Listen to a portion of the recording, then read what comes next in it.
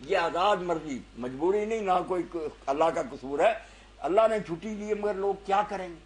آپ اس کا یہ ایک نمونہ دیکھ رہے ہیں کہ کوئی استاد لڑکے کی دیکھ کر کے یہ محنت نہیں کرتا کہ دوسروں کو بتا دے اور اپنی نوٹ بک میں لکھ دے یہ فیل ہو جائے گا، وہ بعد میں فیل ہو جائے، نوٹ بک کہیں سے مل جائے، لوگوں کو دکھاتا پھرے کہ چونکہ ٹیچر نے لکھ دیا تھا اس لیے میں فیل ہوا۔ نہیں، ٹیچر نے اس لیے لکھا تھا کہ تم فیل ہونے والے راستے پر چل رہے تھے۔ تو لوگوں نے جو کچھ میرے بھائی کرنا تھا نا، یہ چند پیش گوئیاں آپ نے سنی، جو کچھ بھی دنیا میں ہو رہا ہے سارا اللہ کے رسول نے بتایا کہ دنیا کی پیدائش سے 50,000 سال پہلے اللہ لکھ چکا، لکھا وہی ہے جو لوگ کریں گے خود اپنی مرضی سے۔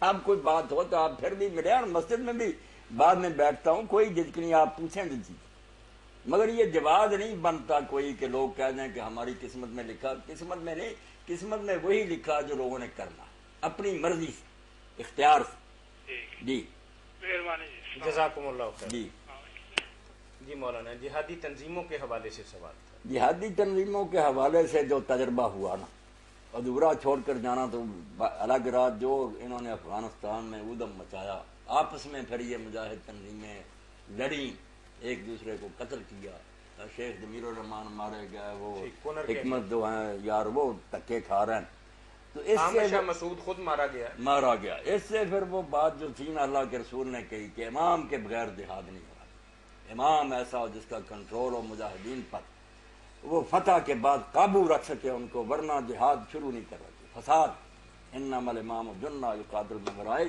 پتہ چل گیا۔ باقی رہ گیا عراق اور افغانستان، وہاں مسئلہ ہے، اور وہاں کسی امام کی ضرورت نہیں، کسی اعلان کی ضرورت نہیں، وہاں کفار گھس گئے ہیں مسلم علاقوں میں ہیں۔ اور یہاں شرعی مسئلہ یہ ہے کہ اگر کافر کسی مسلمان ریاست میں گھس آئیں تو پھر ہر مرد عورت پر جہاد فرض عین ہو جاتا، کسی سے پوچھنے کی ضرورت نہیں، جب تک وہ وہاں سے نکالے نہیں جاتے وہاں کے علاقے کے لوگ، اور وہ بے بس ہیں پاس کے لوگوں پر، پھر مشرق مغرب کے مسلمانوں پر فرض ہو جاتا ہے کہ کفار سے وہ علاقے آزاد کرائیں۔ اس میں نیک بد کا بھی نہیں کہ وہ سارے مجاہد نیک ہوں، وہ تو اپنا گھر چھڑانا ہوں۔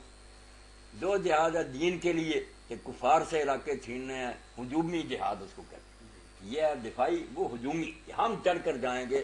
اب تو ہماری ہو گئی ہے بس، ہم منتیں کرتے پھر توبہ توبہ، ہم کہاں ہیں دہشت گرد، دوسرے دہشت گرد تو کافراں لفظ کر رہا، ورنہ دین میں تو حکم ہے کہ سال میں ایک مرتبہ کم از کم اسلامی فوجیں کفار کے علاقے میں جانی چاہیے، یہ کم از کم ہے، گناہ سے بری ہونے کے لیے مسلمانوں فوجیں جا رہی ہیں مشرق کی طرف مغرب کی طرف کہ یا ہمارے ساتھ صلح کرو کہ اسلام کے قانون یہاں چلے، اگر نہیں جنگ ہو، اور یہ بند نہیں کر سکتے قیامت تک۔ وہ جہاد تو اب ہم نام بھی نہیں لے سکتے، مرے پڑے ہاں۔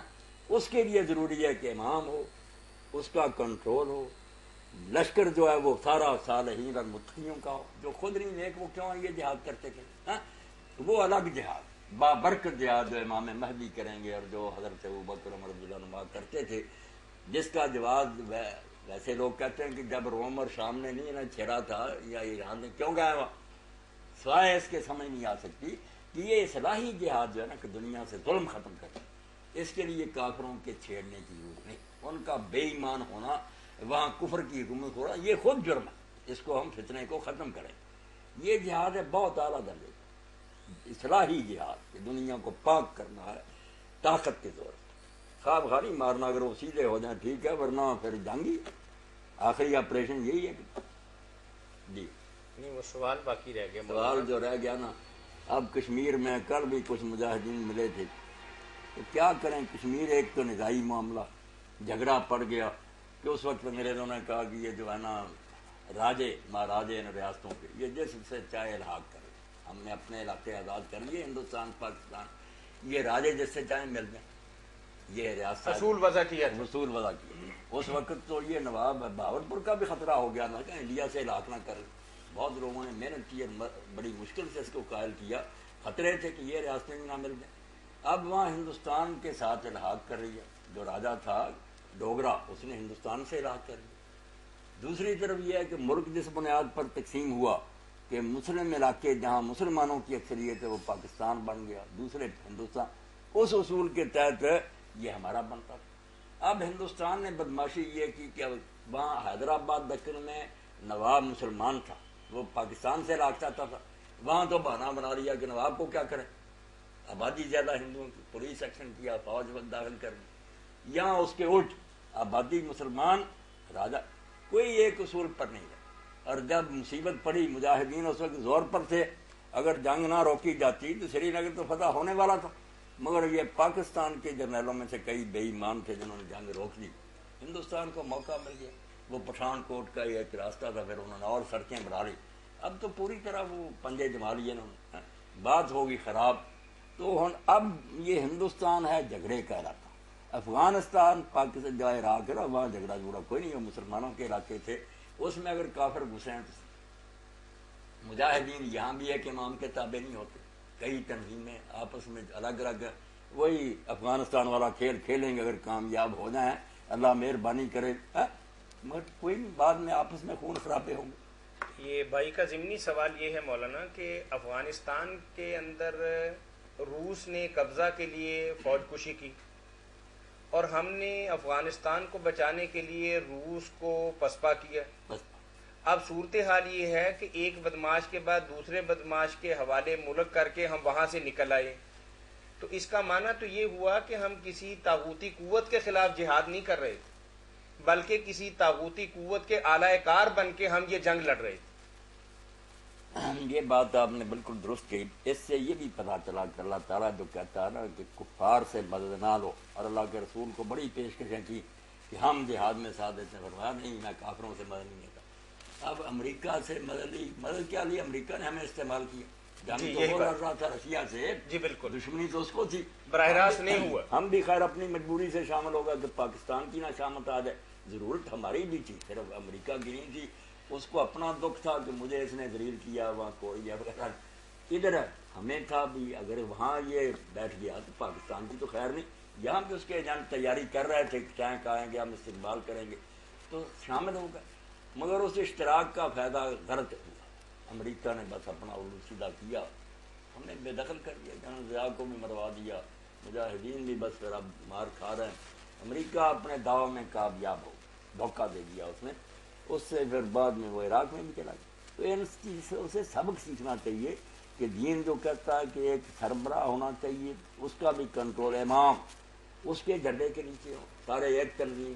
اور یہ بھی کہ کفار سے مدد نہ لو، یا لو تو جیسے امام ابو حنیفہ کہتے ہیں جیسے شکاری کتے سے مدد لیتا نا.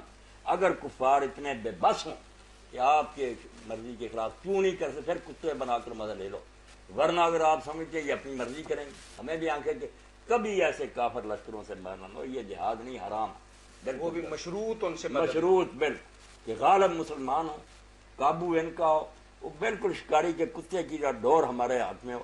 اور اگر وہ اپنی مرضی کر رہے ہیں، ہم بے بس ہوں ان کے سامنے، پھر نتیجہ یہی نکلے گا. ایک ملک ختم کیا، اب دوسرے میں چلے گئے، دوسرے ملکوں بھی شامت آنے والی. مولانا جہادی کے حوالے سے ایک اسی طرح کا سوال ہمارے پاس تحریری جو کرنے کا کام ہے نا طاہر بھائی، وہ چھوڑے بیٹھے دعوت، کہ پہلے دعوت تو دو. دنیا کی زبانوں میں اگر کافر کہیں، امریکہ، برطانیہ، چائنا کے 2 قرآن مجید کوئی ہماری زبان میں جو صحیح ترجمہ، جس کی تشریح، جس سے قرآن ایک کتاب نہیں ہمارے پاس جو لوگوں کو تبلیغ کرنے والے جاتے ہیں نماز پڑھاؤ، کلمہ پڑھاؤ. بھائی دنیا کو پہلے اسلام کا تعارف تک کراؤ، اسلام ہے کیا، اور وہ کیوں حکومت چاہتا، جنگیں کیوں لڑتا. اس میں بھی مولانا ایک کتاب کے فرقہ پرستی اور اسلام کے، اس میں اگر کوئی بندہ مسلمان ہونا چاہتا ہے ان علاقوں کے اندر، تو پہلی اپیل یہ کی جاتی ہے کہ حنبلی ہو جاؤ، مالکی ہو جاؤ، یا شافعی ہو جاؤ، یا حنفی ہو جاؤ. اس کے اندر بھی براہ راست اسلام کی تعلیم نہیں دی جاتی. اس لیے تلواریں پکڑنے سے پہلے نا دین کو صاف کرنے کی کوشش کرو. جو خود اپنے دین میں ملاوٹ کر لی ہے نا تم لوگوں نے، جعلی روایتیں، جعلی تفسیریں، پہلے تو اپنے علوم کی تطہیر کرو. کوئی ایسا بورڈ بنے، ایسی اکیڈمی بنے کہ تفسیریں پاک کرے اسرائیلی روایتوں سے، حدیثوں میں سے ضعیف اور موضوع نکالے. خالص علم تو پہلے مسلمانوں کو دے اور باقی دنیا کے سامنے لاؤ، پھر دیکھا جائے گا کون نہیں مانتا. نہ جنگ کی نوبت آئے گی، انشاءاللہ ہوگی. کون لیں گے؟